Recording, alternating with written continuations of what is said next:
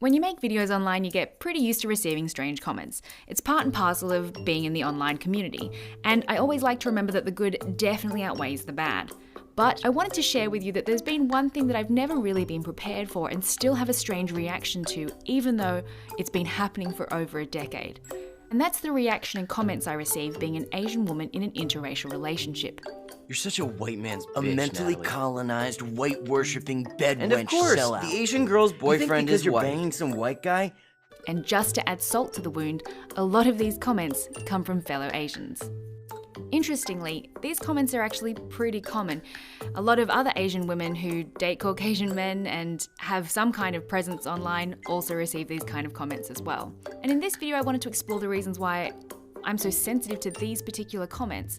You know, is it because there's any truth to them? Is it because I have some sort of racial hierarchy in my head? Who are the people that my relationship offends, and how can I best digest these kind of comments in the future?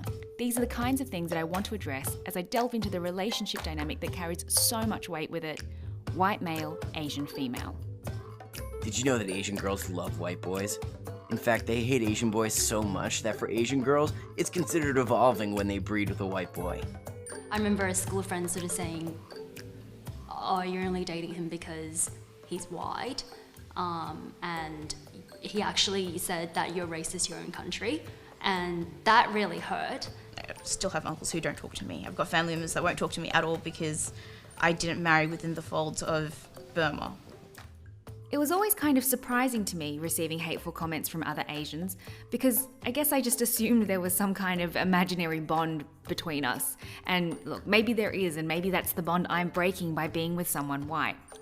Natalie Tran, sometimes known as the Asian Playboy or JT, was able to offer me his insight and experiences as a professional pickup artist with a focus on teaching Asian men how to pick up, about why some Asian men might be leaving me these comments. When you meet someone, what do you tell them you do? I tell them I'm a dating coach, that I help Asian men basically fulfill their destiny when it comes to dating whomever they want. I guess, what made you think that Asian men specifically needed their own coach? Well, an Asian mom did. An Asian mom? Yes.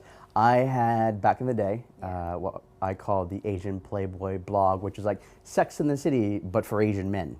And it gained this following, and one of them was a Chinese-Canadian mother who had been following my blog and called me up to help out her son, who had been harassed by neo-Nazis in high school. Oh my God. Yeah, and she's like, you know, he's just stopped socializing, and you know, he's about to become a man, and he doesn't know how to talk to anybody. So I was like, ma'am, like for 3 days and 3 nights, I'm going to be the big brother he never had. And I never really considered a career or profession, but you know, once I started doing that I gained this huge following.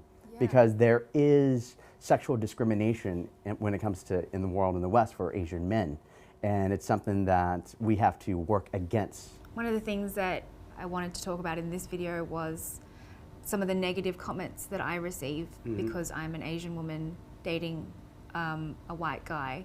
Who do you think are the kind of people who leave those kind of comments? It's a great question. I'm so sorry that you get that, right? And you don't deserve that. But I think where that comes from is a place of hurt and anger and bitterness. Because like I mentioned, there is a generation of us that grew up when we were kids being told, specifically by Asian women, we are not as good as white guys. Not every Asian woman did that, but we heard like our aunts and our sisters and our nieces and the media being told that, and so we grow up just being hammered, not just by white media, but like Asian media. You haven't been told you are worthless compared to this type of person, and we have, at least on a sexual kind of romantic sense. Yeah, maybe, I mean, I maybe know, not like, in a romantic sexual sense. Right. I definitely feel uglier than white women, like constantly, but I know what you're saying. When you're compared to them, obviously, and there is, you know, the sexual fetishization that Asian women go through. But for us men, it is the complete emasculation. In your entire life, you've said, like, no white guy will ever look at you. No black guy will ever look at you, right? We've been told that. I have to believe in my mind, I guess, that some of the people leaving those comments for me are just racist, sexist people, and that there is a percentage, like what you said, who are hurt. So can I ask you, what do you think is the best way for those people not to project that onto me? Okay. That's a really good question, and it's something I've been working on because I definitely believe that Asian women, you have every right to date whomever for whatever reason, just like I have every right to date whomever I want for whatever reason. Yeah. Having that discourse is important, but the way it must start out, especially if you're coming from an interracial relationship, is to recognize that, you know, whether they're young Asian men or like older, you know, Asian men, that for a generation we've felt essentially the sins of your mother, if you will, where your mother, your aunts have put us down constantly, at least on a sexual dating level. And when you don't recognize that, the idea of like check your privilege, that conversation can't start with us Asian men. It comes off as very patronizing, and it comes off like, okay, you're married to a white guy, you have access to all this white privilege that I will never get even if I marry someone that's white. And so I think that just by recognizing that you know, the sins of my mother, you know, quote unquote, have created this atmosphere. It was upsetting to hear JT's feelings about how Asian men have been treated, and I totally agree that Asian masculinity faces terrible challenges. I don't know if I agree that I received that much privilege being with a white partner, especially since I seem to be the recipient of so much judgment because of it. And it was a little bit upsetting to be lumped into the same category as women who have bullied Asian men, but it makes sense that when there's hurt, there's anger. To find out more about what it was like in the dating scene for Asians, I spoke to Katie, who runs the dating service Catch Matchmaking with her business partner May.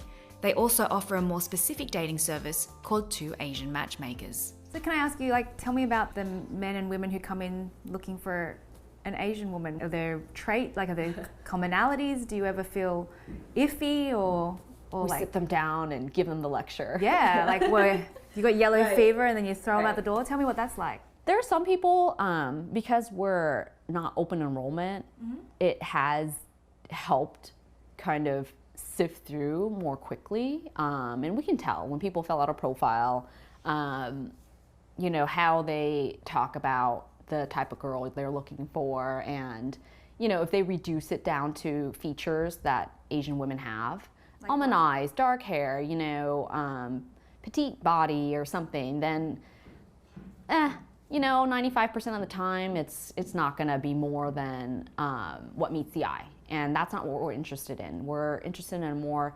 dynamic client. Do you have Asian women who list themselves and are specifically looking for a Caucasian man or won't date other Asians? Yes. And how do you feel about that? It's important to absorb what the person is reflecting, but then at the same time, our job is to have almost a wider angle lens on their life. So what they're saying is, I only want to date Caucasian, but what are those qualities? Like, tell me how you want life to be, tell me your values, tell me your lifestyle. And I always ask them a flip question. What if I found someone who had all these qualities, but they were not Caucasian? What would you do? What do they say? Some of them are like, well, gosh, you know, I never thought you could find that. I'm like, yeah, I mean, I'm a matchmaker, so there's more access than who you see. Most of chemistry that people feel is just like who they've dated in the past, whoever their coworkers are that they see, and, you know, maybe if they travel somewhere, they bump into a different, you know, person from a different cultural background that they feel they have a connection with. How do you feel if someone says, I won't date Asian?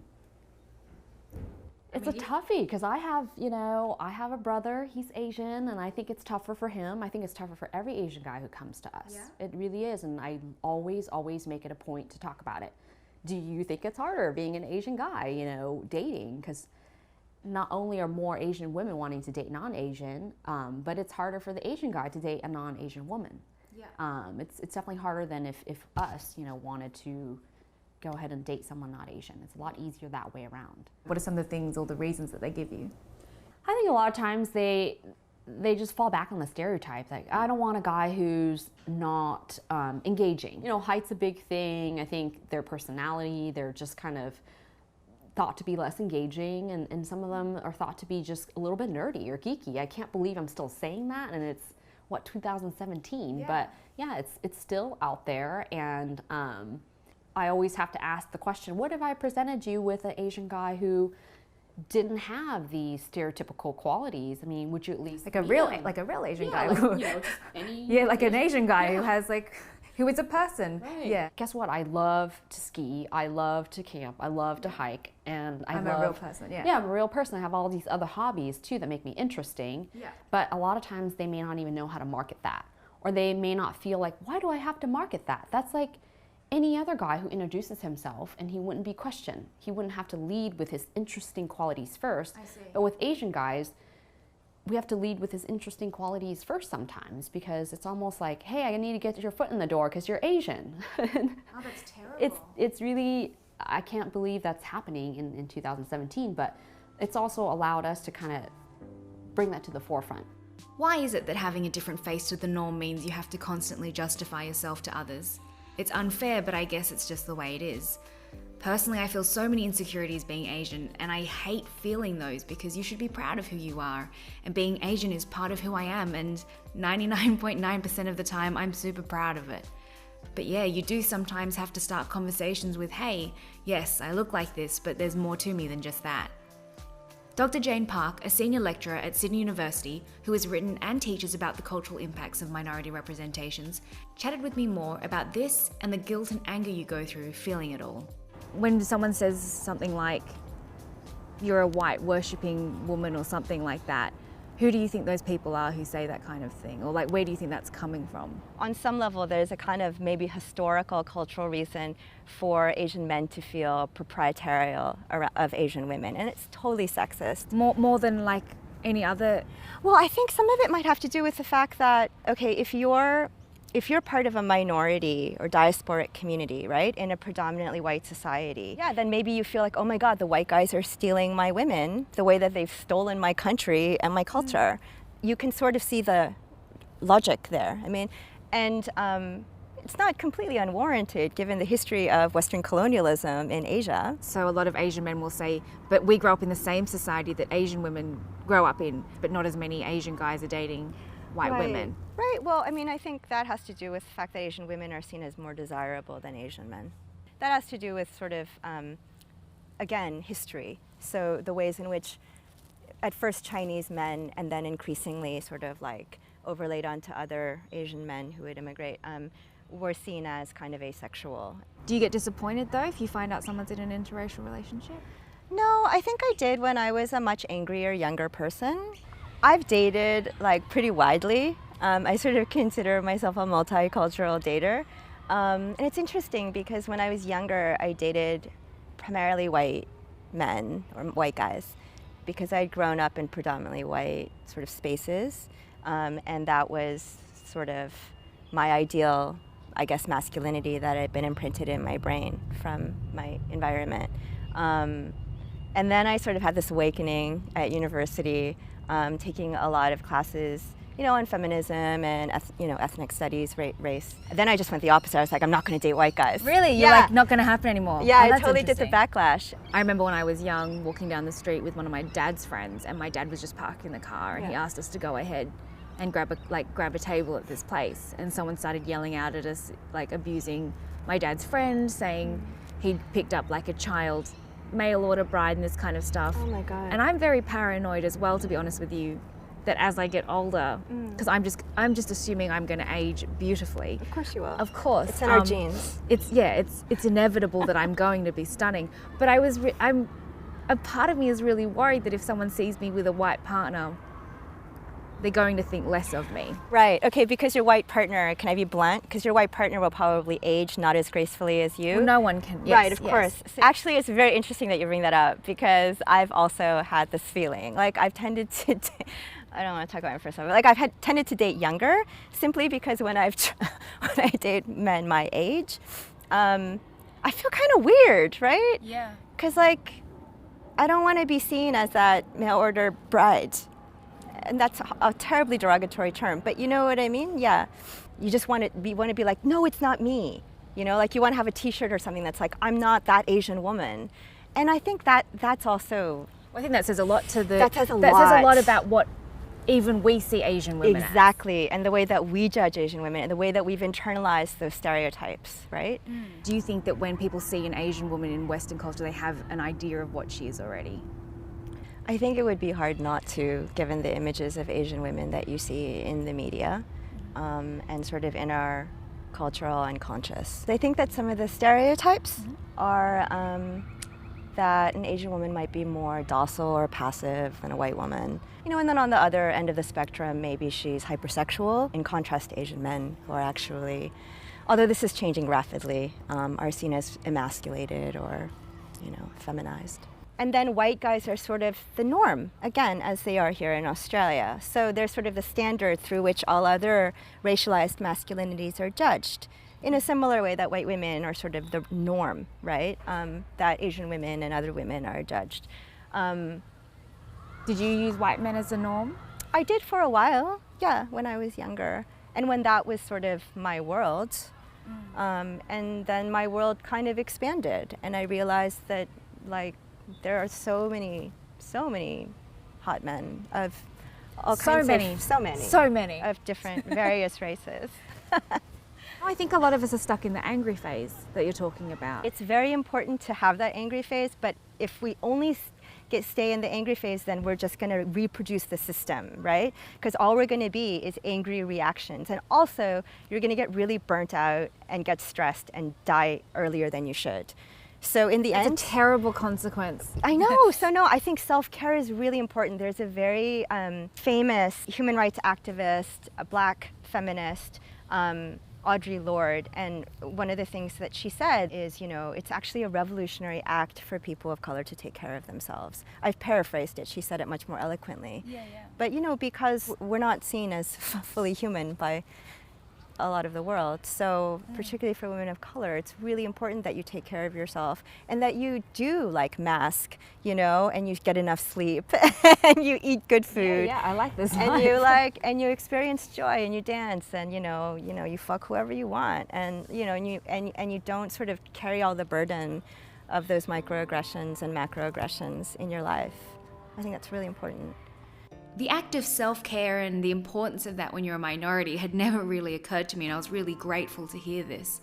And while I totally agree, one of the reasons this topic meant so much to me is because the comments didn't just affect me. I've had these comments and emails and messages directed at my nieces too. My nieces come from a mixed relationship, and the sight of them seems to trigger the same response. Hapa children are cancer.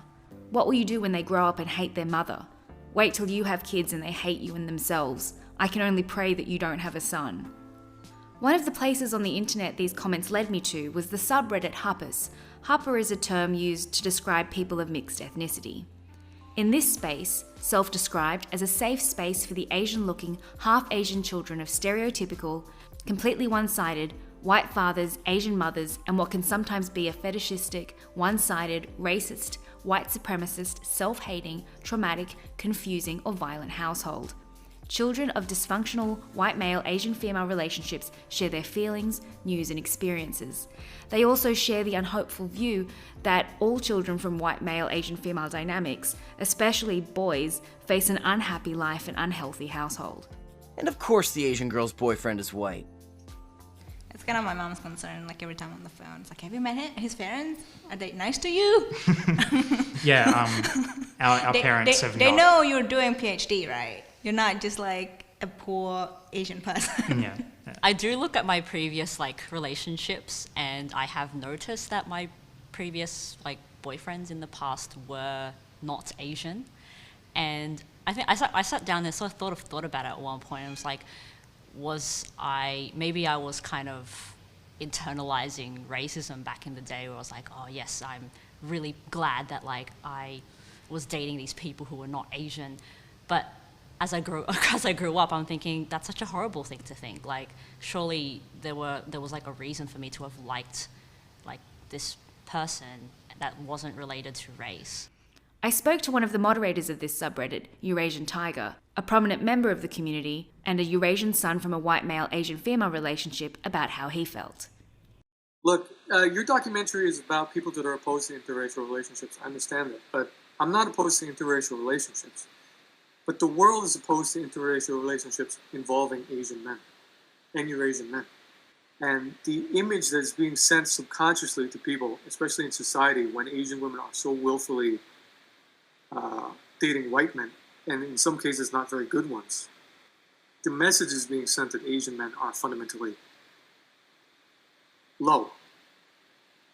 You have to, when you're involved with somebody of another race, the first thought in my mind is always going to be the children. And maybe it's because of me personally, because that's how I was raised.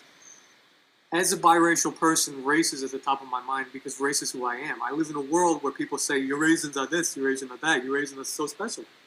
I live in a world, in the world that I lived in from my age, from 0 to 30, the world that I lived in is a world where Asian men don't exist. So in my world, Asian women essentially default to white men. There have been cases where half Asian men, and I think to this day, a lot of half Asian men fundamentally hate Asian guys. And part of that is due to their parents, sure. And part of that is due to the idea that if you hate them more, you can differentiate yourself from them. So we have the most famous case of Elliot Rodger, who was killing Asian men. He killed 3 Asian men and several white women. And Elliot Rodger was driving around California, Isla Vista, California, and he was pulling up his car next to Asian male, white woman couples, and he was screaming and yelling at them and saying, you ugly whatever, how could you be with him? And from what I understand, somebody showed him the night before he committed his massacre, somebody showed him a picture of an Asian male and a white female couple that pushed him over to the edge. And Elliot Rodger was quoted as saying, how could an ugly, inferior Asian boy get with a white woman? You will never be Eurasian, you will never have a white woman, stuff like that. In my personal experience, I would bully. I'm a former neo-Nazi. I'm the son of a neo-Nazi. I used to bully Asian guys. You know, like slap them in the face. I still feel terribly, terribly guilty for that to this day. But all of that was a result of my insecurity and self-hatred because I saw him as being, he should be lower than me. Why is he more popular than me? I'm half Asian, I'm half white. Why is he more popular than me? Well, the solution, the honest to God solution is that there's an end to racism, period. But it's not going to happen. And to be honest, white man, Asian woman is not going to make it any better. Is there anything, I guess, that I can do as an Asian woman to help? I don't have the answers. I think that racism is always going to exist. It's not you. It's not you in particular, an Asian celebrity. It's not Asian women. It's the world is not a fair place, and people should really, treat everyone with equal love and concern. But I think it's good to talk about them. I think it's good to really just pretend, instead of pretending that we're living in a colorblind world, why not talk about the reality of the situation? This was a really powerful conversation that got me thinking not only about my nieces, but also about people like my best friend from university, Sar, who was half Indonesian and half white Australian. Sar grew up in Indonesia and moved to Australia for university, and I wondered how she felt about the reality of racial hierarchies being a part of both worlds, and if she felt any resentment about white male Asian female relationships, especially since her partner now was white. I definitely think when I first started dating my husband, it was so I had my serious relationship with my Indonesian boyfriend, and then we broke up, and not long after I started dating my husband. And I think from my older siblings who are fully Indonesian, as well as a lot of my Indonesian family, I definitely think there was a sense of disappointment there that I did sort of end up with a white guy. I also struggled with feelings of betrayal, I guess, as weird as that sounds.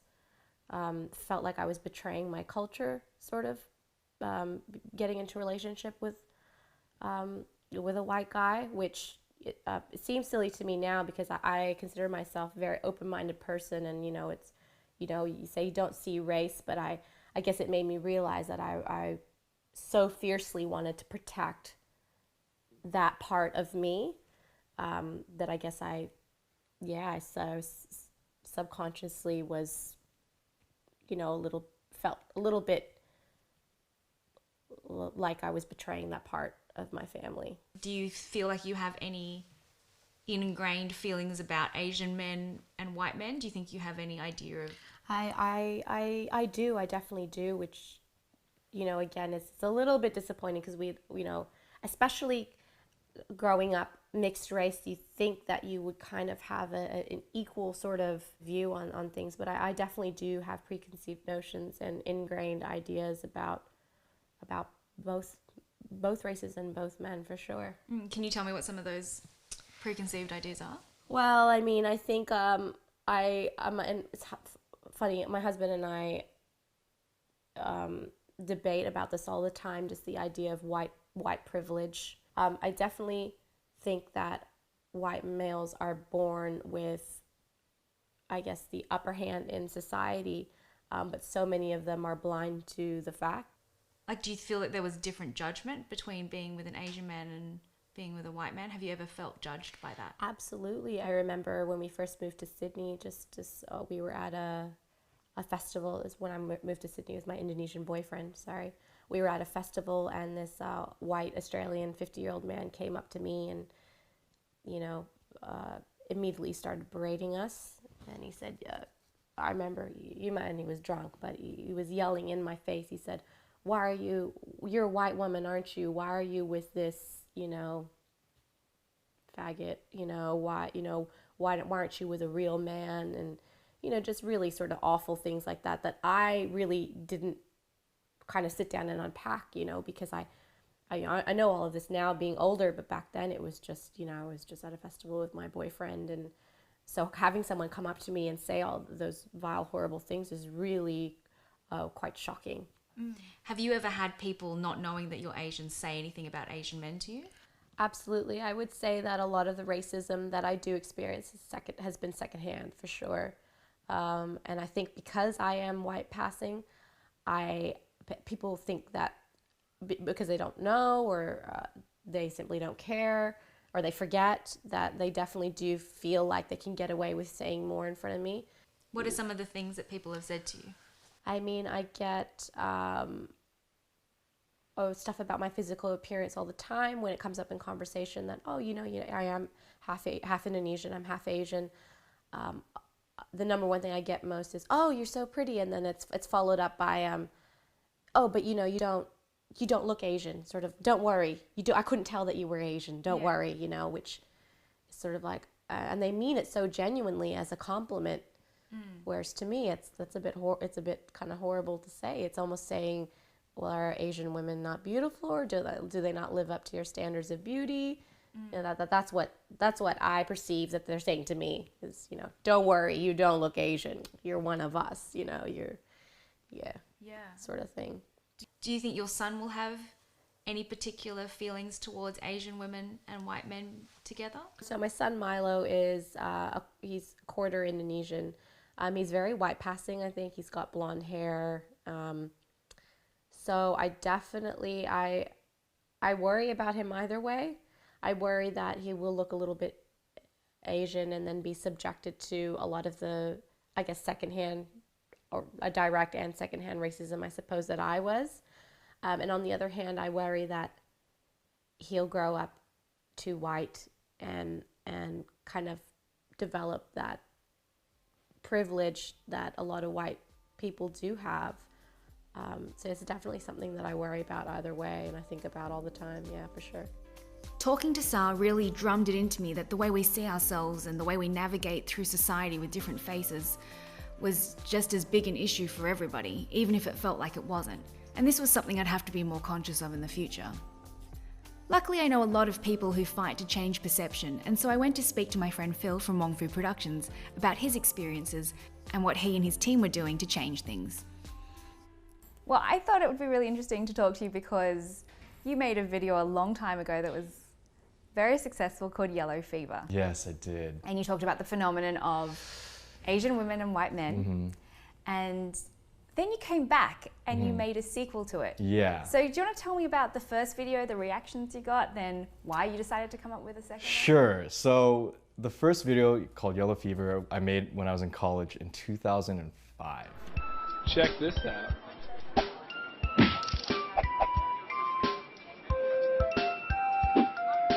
Hi, my name is Crystal. You're cute. Can I have your number? So I was a lot younger back then, But I honestly like did not even know that there was a social commentary or even like a sore point in this topic. I just thought it was funny that like me and my friends just kind of talked about. But you must have known it was something if it was called yellow fever. Like that's a term used. I guess so, but I guess I didn't think that it like ran that deep or that many people resonated with it. I literally thought it might have just been like on my campus. You know, when you're younger, you just think your world is just like very small, right? Yeah. So when I made it, you know, it was just supposed to be just for fun and honestly just to make like, my roommate was white. It was just to make like jokes about like how he has hair and I don't. You know, like it was just more for fun. And then it went very viral at the time and people were like sending emails and like it just went kind of crazy. Like a lot of people resonated with this topic and they're like, finally you guys, you're speaking up for us or whatever. And I was like, whoa, like this is not the intention at all, but I guess cool if it inspired people or if it made an impact. But then like, yeah, obviously, so we revisited the topic 10 years later and we're like, we should address this topic again because I feel like I've changed a lot in my mentality on, you know, I have a bird's eye view of what that video meant to people now. Yeah. And I can look back, you know, in retrospect and I'm like, you know, we should address some things that we didn't talk about, right? Hey guys, I'm so sorry for judging you guys earlier. I mean, people can't always control who or what they're attracted to, and if being together makes you guys happy, that's most important. Thanks, that's really mature of you, but I'm not with him. Oh, my bad. Yeah, he's just a friend. Yep. Oh my god, he thought we were dating. Isn't that hilarious? So hilarious. I mean, you're like my best guy friend. I know, right?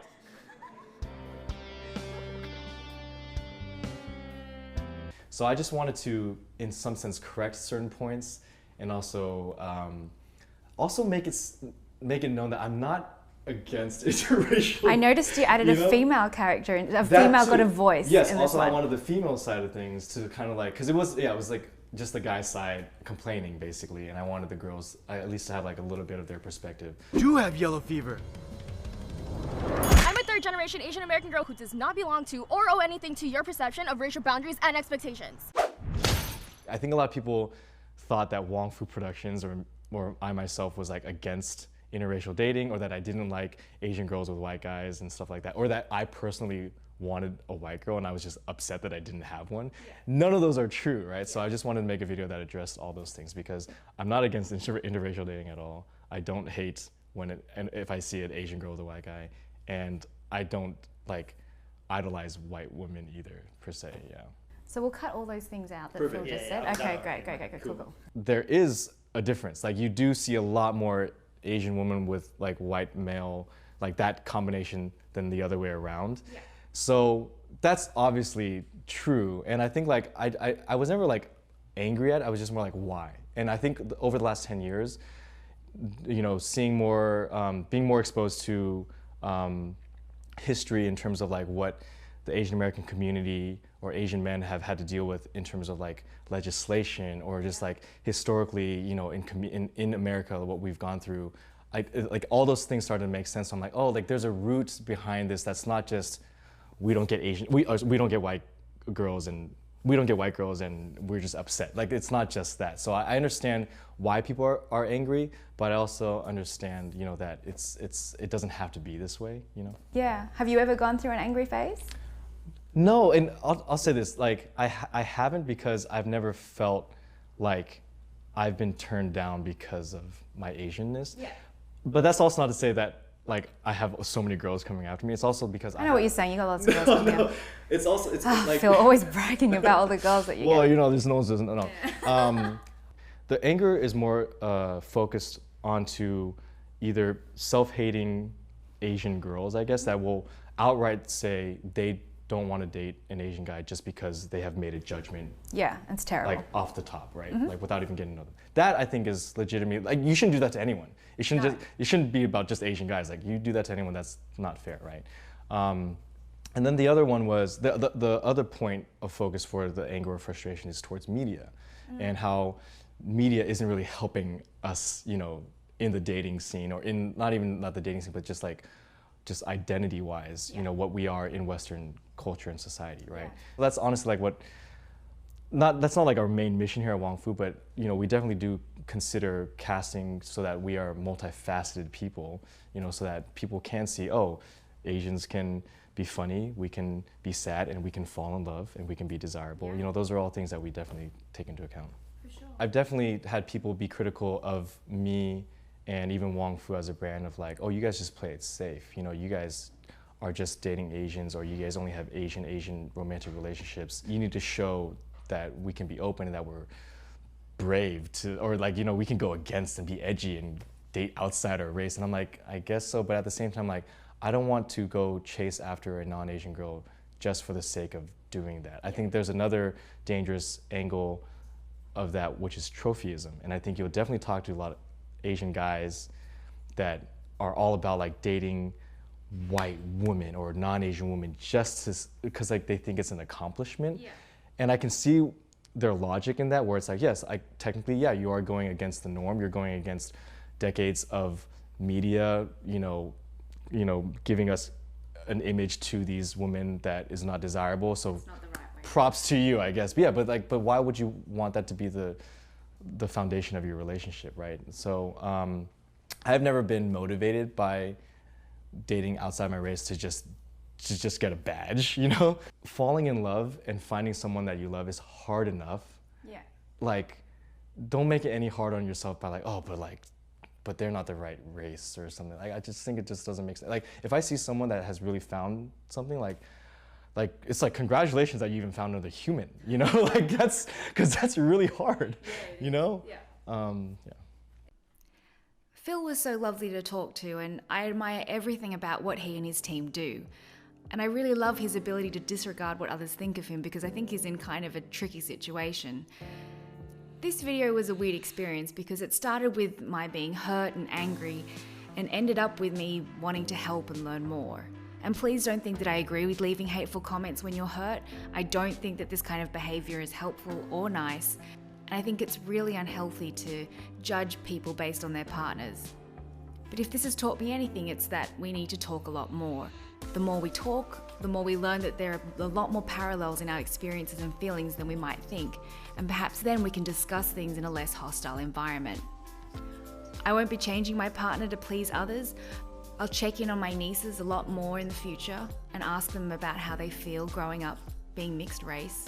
I'll check in with my friends much more to see how they're going navigating through society. And I'll be a little bit more comfortable with the idea of white male, Asian female, because it can be healthy and it's okay. She's like, oh, I play games too. And I was like, that's even better. So then, yeah, so progressively, she just started getting cool as the night went on. All these sort of common interests started to sort of come out, and it was really fun, actually. It was really common good. interests. I'm always generally pretty awkward wherever I'm going, and then when I see Rena, I'm like, oh yes, that's it. That's like that island in the distance. You're like, thank goodness. The description I always had was like, I feel like a ship lost at sea, and oh, there's a lighthouse. There it is. That's her. And so and suddenly there's like a comfort point for me. So that's me. That's sweet. Because I've known Hayden for so long, I look at him and I just see my best friend. I see someone who I know understands me really well, and vice versa, who has been with me through the good and the bad. I just see, my best friend, really.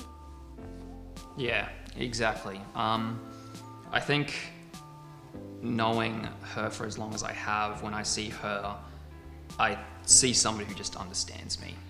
Been married 4 or 5 years. Is it 5 years this year or? Should be 5. Oh. We're married in 2012. Yeah, 5 years this year. Yep, in September. 5 years this year.